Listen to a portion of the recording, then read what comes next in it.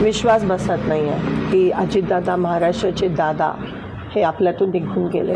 जेव्हा सकाळी न्यूज आली की प्लेन क्रॅश झाला, तेव्हा मनात सगळ्यांनी प्रार्थना केली की त्या प्लेनमध्ये अजितदादा नसावे किंवा उपचारासाठी हॉस्पिटलमध्ये.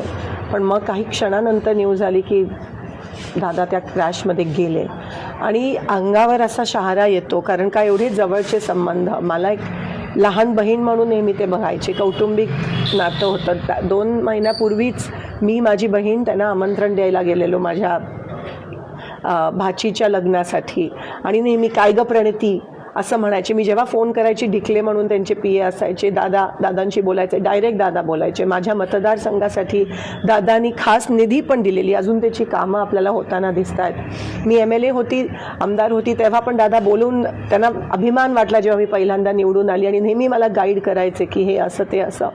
दादांची काम करण्याची पद्धत तुम्हाला सगळ्यांना माहिती आहे. अशी काम करण्याची पद्धत कोणाचीच नाही आहे आजपर्यंत महाराष्ट्रात. डायरेक्ट अधिकाऱ्यांना फोन करणं, डायरेक्ट कार्यकर्त्यांची कामं करणं, कुठेही किती लांब उभा असला तरी बोलवायला हाक मारून बोलवायचे आणि प्रत्येक कार्यकर्त्याच्या मनात, हृदयात दादांनी एक जागा बनवली होती. आज कोणत्याही पक्षाचा असला तरी आज त्याच्या डोळ्यात अश्रू आलेत की दादा महाराष्ट्राचा अजितदादा नाही आहे. 2-3 महिन्यापासून दादा दिलखुलास बिनधास्त म्हणजे जगत होते.